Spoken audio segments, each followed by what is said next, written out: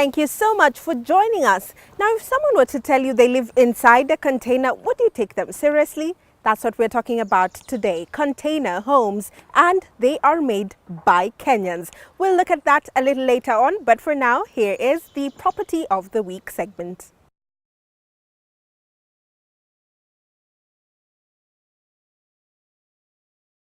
Standing on an acre of land, Nguni Estate has a total of 6 bungalows. Each bungalow stands on an 1/8 acre with an independent title deed ready for transfer. Completed in early 2015, 80% of the units have already been sold off and an active residents association is in place. The steel front door is suitable for the warm Kiserian climate as it brings in natural light and an airy breeze when left open. Beyond its aesthetic value, this bay window offers lots of advantages, including a more spacious feel to the living room and actual addition of space that can be transformed into a sitting area to read the paper, drink a cup of coffee, or just gaze outside at the goings-on in your estate. This simple medallion, encased in gypsum cladding, sits on the well-done vista ceiling that's stylish, light and moisture-proof. The double archway will enable you to have open access to the whole space whilst retaining the ability to have 2 distinct spaces, that is, the living and dining area. Pedestal sinks are always a smart choice as they provide full-sized vanity. If you entertain a lot or like to feel connected to those in the next room, then this pass-through window will definitely come in handy. It will allow you to pass food easily from one room to the next while opening up both spaces by creating a lighter and airier floor plan. The kitchen walls are done in an interesting color palette. A strip of contemporary glass mosaic tiles adds a decorative touch. Soft touch MDF cabinets, pull-out drawers and shelves, towel rails and hooks add functionality to the cooking space.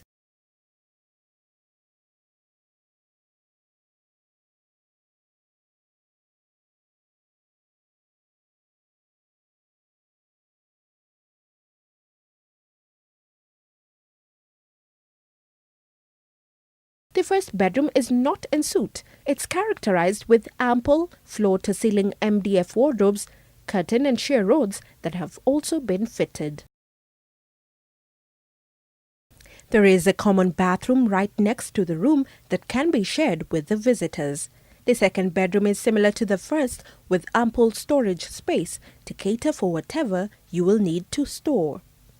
In the master bedroom, large windows let in abundant fresh air and light. A definite bonus in this room is the walk-in closet, which provides ample storage and can also be used as a dressing room.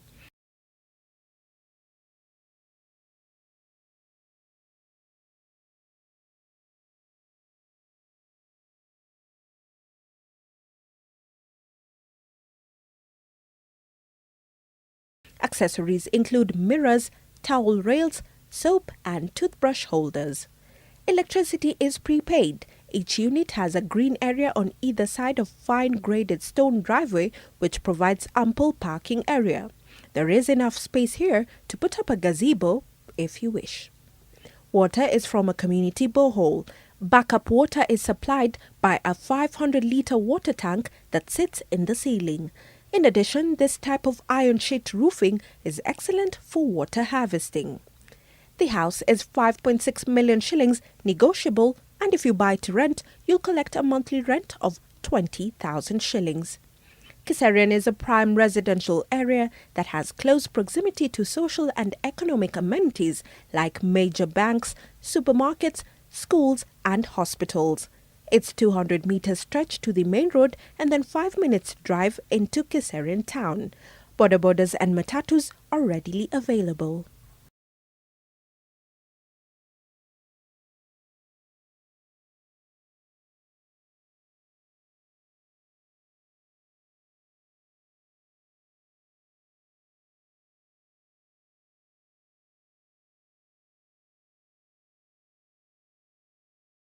When choosing a sofa for your home, do you think about the design or the material?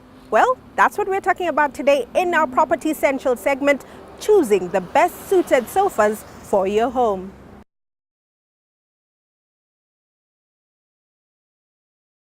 A sofa is one of the biggest furniture investments you'll make and one of the most permanent. Even if you're just buying one for a temporary fix, it'll eventually get demoted from the living room to the family room and finally to the basement. Before you know it, a decade or more has passed and that impulse purchase has become part of your life. So give some thought to it before you buy. Then buy the best quality sofa that you can afford. To spot the right sofa, you have to test whether it's sturdy. Quality sofas should feel solid and heavy. Look for a frame made from hardwood such as oak, alder, birch, maple, or alternatively high-quality hardwood plywood. This is one of the most important steps to begin with, as attributed by Peter Macau, Chief Executive Officer of Sofa Zetu, a local sofa store that offers quality design sofas. The right sofa should have the correct wood. It should be hardwood and firm so that it could last long and so that you can enjoy your sofa well. It should also have identity cushions and have fiber on the pillows for comfortability. The functionality of a sofa also depends with the space you have. The space of the living room, space of the place you want to place your sofa. Before you purchase a sofa, you need to ensure it will work for you. Different designs have different appeals. If your interior is traditional, look for a sofa with rolled arms, a contoured back, and tufted cushions. Contemporary sofas tend to have cleaner lines, fewer flourishes, and understated upholstery. Consider the proportions of the room and determine what height, length, and depth of sofa would look best in the space. Different designs start from the armrests of the sofa, the footstands you put, the backrest. It depends with what you want now. There are sofas which have pillows on the backrest, sofas which are permanent back on the backrest, and we also have sofas which have permanent cushions and the removable ones. So it all depends with what you want, the functionality, what you want to use your sofa for, and from there now we can decide the best design for your sofa.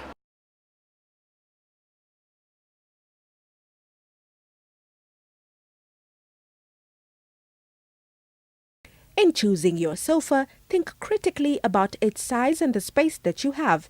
If you're short on space, think about buying a sofa with low arms or no arms. It'll make your room look larger. Space matters very well, yeah? So that very much. So that when you have a small space, you can use a sectional sofa because it does not occupy much space, and they match well with small spaces. Yeah, it also depends with the armrests, the size of the armrests of sofas, because different designs have different sizes of armrests. And armrests, you can play around with them. You can have a big armrest, a small armrest, or maybe a medium-sized armrest. Since sofas are such a big investment, you'll want yours to stay in fashion as long as possible. Given that it's often best to stick with a neutral fabric, go through the different fabrics as is done at Sofa Zetu to make sure you choose what is right. As a rule, synthetic fabrics are more durable, color-fast, and cleanable. Tightly woven fabrics and fabrics that are heavy will stand up to wear and tear better, as will leather. We have different kinds of materials. Materials range from cotton and fabric material, leather. We also have mixed cotton and maybe polyester. So it depends with the feeling you want your visitors to have, or you want to have when you get to your house.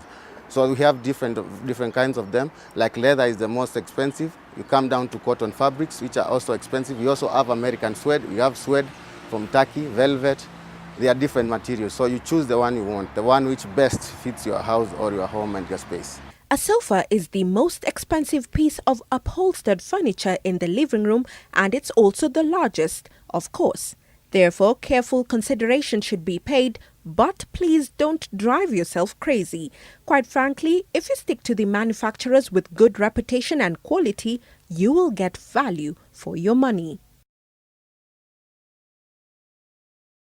Don't forget you'll be using your sofa every day for the foreseeable future, so think about your day-to-day. Make sure your sofa reflects your personal style and is comfortable.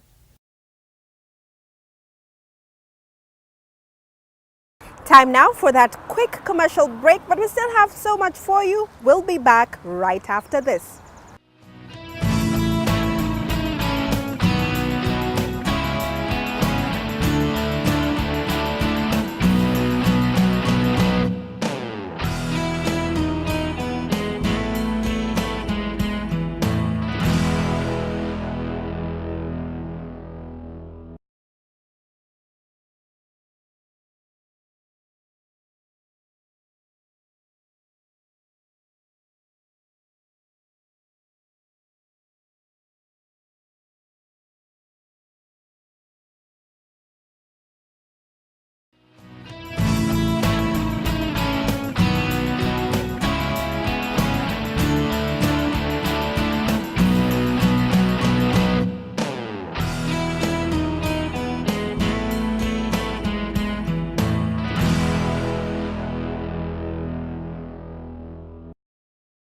Welcome back to the show. Now, many of you, when you're thinking about buying a home, you definitely have to budget for it because housing has become expensive. Well, we begin a series of alternative building materials that are cheaper and durable. We start with container homes, and with us is the co-director of Container Kenya, and he is Moses Ndura. It's great to have you with us. Asante sana. Tell us about container homes. Where did this idea come from? Container homes started from a market-driven need, sort of. Clients used to come basically buying containers only because our core business was just selling containers. But then clients would come with modification reasons, like I want a window, a door, something like that. So we initially started with basics, like verifying details about just fabricating a container. But with time, the need grew for more sophistication, like guys want offices, guys want homes. And we really had to go out there like online and find out how can we be able to bring out a home inside a container and not be affected by the adverse conditions that a container may exhibit, for example, heat and such. This is our fourth year we're pushing now, and we've really refined that. If you go inside the houses, you can't actually tell you're actually inside a container. So what you think, it's a container, just a normal container, but it's made into a home. How is that process? First of all, you have to control temperatures inside a container because a container can get like really hot or really cold depending on the weather. So we have measures we use. We use gypsum, for example, as the boardwork. But before we do boarding, we do styrofoam or polystyrene.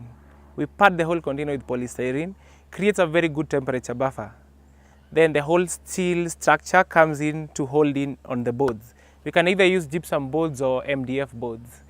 And then after we are done with the whole structure, then we go to now the fittings and fixtures to make sure it comes out as a beautiful home. We will use cornice, we'll use, for example, medallion, gypsum, and such other things, just to make sure that we bring out that really nice and cozy feeling. All right, so how long does it take to make sure everything is done for you to have a container home? One bedroom house can fit in one 40-foot container, just one. For example, a 3-bedroom and 4-bedroom, you would have to join maybe 2 40-feet or 2 20-feet container. There are different designs that we can use. It takes about between 3 weeks to 1 month. And in 1 month, you can own a 4-bedroom house, completely fitted with everything, with the roof, with tiles. The closets are in, the toilets are in, everything. Now, when we talk about buying homes in Kenya, many people may shy away from it because thinking about budgeting, it may be too expensive. So how much would this cost? Now, container homes are relatively much cheaper than an average brick and mortar house, although they come with all the pluses of a normal house. For example, a bed sitter, we can do a bed sitter in a 20-foot container, for example. It goes for about 500,000, and we're talking about like a complete house with everything, toilet, bathroom, and the whole living area and a kitchenette within 3 weeks. A 1-bedroom house would cost about 950,000, between 900 and 950. The highest we've done is 1.8 for a 4-bedroom house. And if you compare this to the normal rates in the building industry, you realize that we are actually like 40% off sometimes even 50%. Now this added with the plus that we actually do this in just 1 month, then actually the cost issue is actually a very big plus when you do container homes. So you guys are the ones who source for these containers, Yes, right? yes. So a client comes to you and they tell you, we want to have a container house. How do you take them through the process? Now when a client is interested in doing a container home, all they have to come tell us is, for example, how many rooms they want. They don't even have to have a design, because then we'll sit with them and brainstorm on where we can have the bedrooms, the living room, the dining area, the living, like where the clocks will be with the client. Now and then we'll draw up a design. Now it may be a little bit limited because the space is not very big, but we get creative and ultimately we come out with a very nice product. You can have a container house anywhere in Kenya. You just have to factor in accessibility to your land, for example. This house, the containers have to come carried by equipment. They have to be brought in. All right, let's talk about the advantages of having a container house and the disadvantages. Let's begin with the advantages. The first one is the obvious budgetary reasons. The price is actually quite good as compared to conventional building. Number two, now we can do a container home like in a very short time. And in 1 month, for example, you can have a full complete house. So you don't have to think about all the process of building and such. So it saves time. Budget-wise is very nice. And number three, now we are able to implement anything inside a container, virtually anything, virtually any designs, if the budget is there. So you don't have to worry about, all these designs that you may need from maybe engineers, architects and such. I would say that a disadvantage that I would say is the misconception in the market. That, like when people see you building a container house, people still have this perception that it's like a mabati house, that's not safe enough. So past the misconception, a container house is as good as any other brick and mortar house. Okay, now I'm sure many people who know so much about containers may worry about the coatings used in containers, that it has chemicals and it may be hazardous to your health. How do you overcome that? The type of containers we use are actually food grade containers. They are containers that are actually used to transport food. Essentially, containers that are used to transport hazardous material are actually marked. They're actually physically marked. Like when you're going to a shipping line to say buy a container that you can use later, you can be able to tell that this container can be used for like human reasons or not. So basically the containers we use are in good condition. They don't have any hazardous material that can affect, for example, the home and such. They're also well ventilated. And of course, there are measures that we use. For example, we will paint the whole container after we are done with the container. We have insides, we have boards. Yeah, and as far as we've been doing this, we don't think we've not had any complaints yet. Okay, let's talk about legal matters in terms of the Public Health Act as well as the building code. They say that these kind of structures are temporary, and I'm sure you'd want to make them permanent. How are you going about that? Actually, the fact that container homes are temporary is actually a plus to us in a way and to our clients, because number one, the legal requirements are less. Like you don't need approvals to build a container house because ideally it's a temporary structure. Now the fact that it's temporary has a disadvantage. For example, if you need financing, most institutions will shy away from that. Actually, it's not supported by the law. But then we have banks that are coming in and actually listening to clients. And if you can provide necessary collateral, say land, whatever logbooks you may have or whatever other collateral you may have, they still be admitted and you can be financed. Do you see this going far? Most people are looking for cheap ways of housing, and most people don't want to go through the whole process of standing in to make sure that the fundis don't steal your stuff, something like that.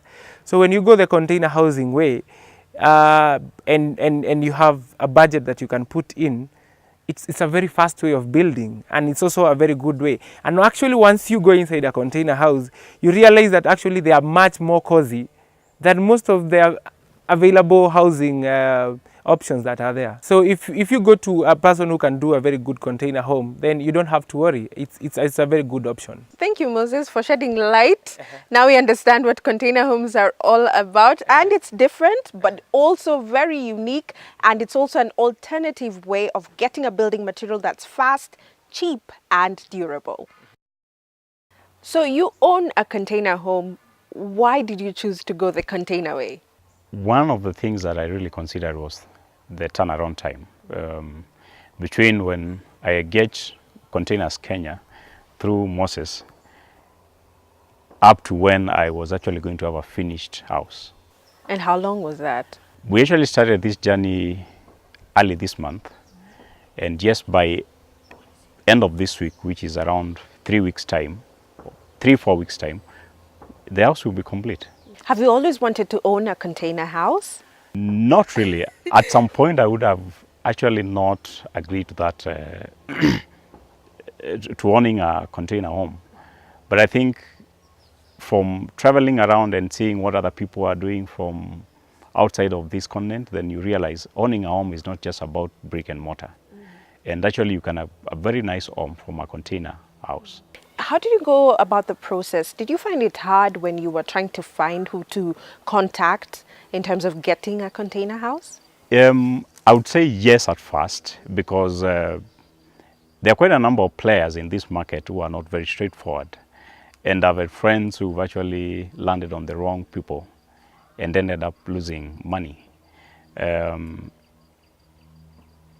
So after a long search, I actually landed on Containers Kenya, and I've not regretted so far. So I think there is a need to do more publicity on who exactly is doing this job genuinely in Kenya.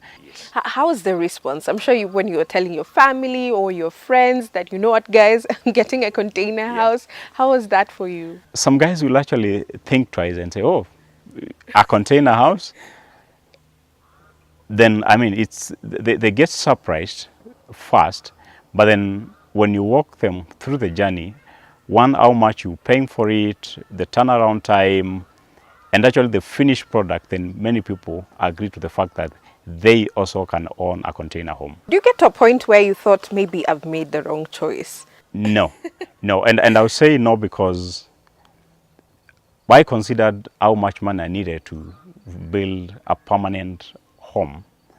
And yes, it was not, it was probably 20, 30 times what I'm spending here.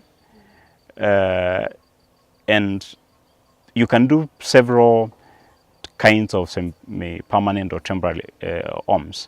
You can do mabati home, you can use wood, you can use other materials. The beauty of a container home is that when you are done with it and you want to utilize that space for something else, then you actually move it, and that's my plan. Unlike a mabati or a wooden house where I have to literally demolish to go and build again. Thank you so much, Abed, for telling us about your home, and all the best with that. Thank you.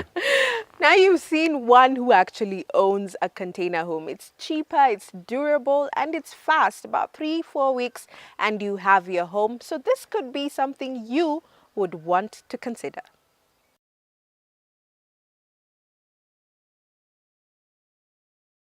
And that's where we bring the show to an end. Thank you so much for watching. If you'd like to tell us about topics that you would like us to cover, talk to us on our social media platform. On Facebook, we are NTV Property Show, and on Twitter, our handle is @NTV Property Show.